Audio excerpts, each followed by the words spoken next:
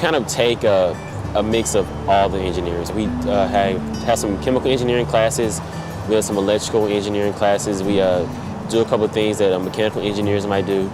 And when it comes to mechanical engineers, civil engineers, and electrical engineers, they have to take a lot of things into account, such as building materials and building a machine and this and that. But at no point is their object itself a person, someone who is able to breathe, who has emotions, who has thoughts.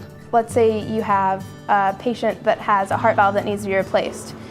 Well, you might think, okay, well, let's just throw in a metal valve. Well, what kind of metal? Some metals cause responses in the body and make it so that there's clotting that forms, and then instead of a valve, you have a blockage.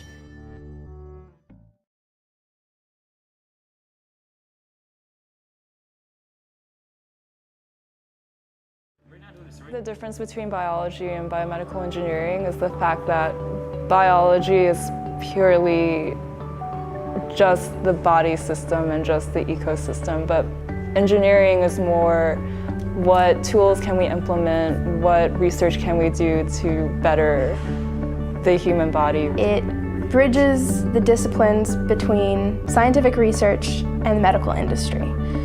In BME, you do things like create the medical devices and the tools that surgeons use in the operating room. Doctors present the problems that biomedical engineers need to solve, and biomedical engineers give the solutions that doctor needs to have to apply to patients to make them better.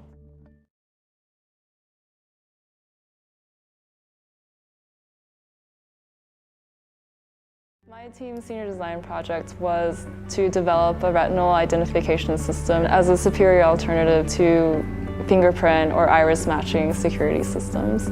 So given two retinal vasculatures, how do you compare them, and how do you determine that yes, these two retinas belong to the same person, or no, these are two different people's retinas? Yeah.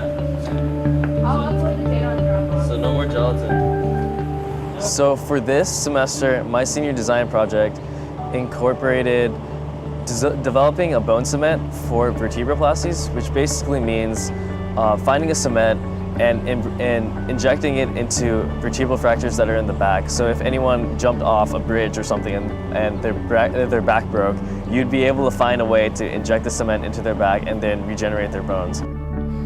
The goal of our project was to integrate neuromuscular electrical stimulation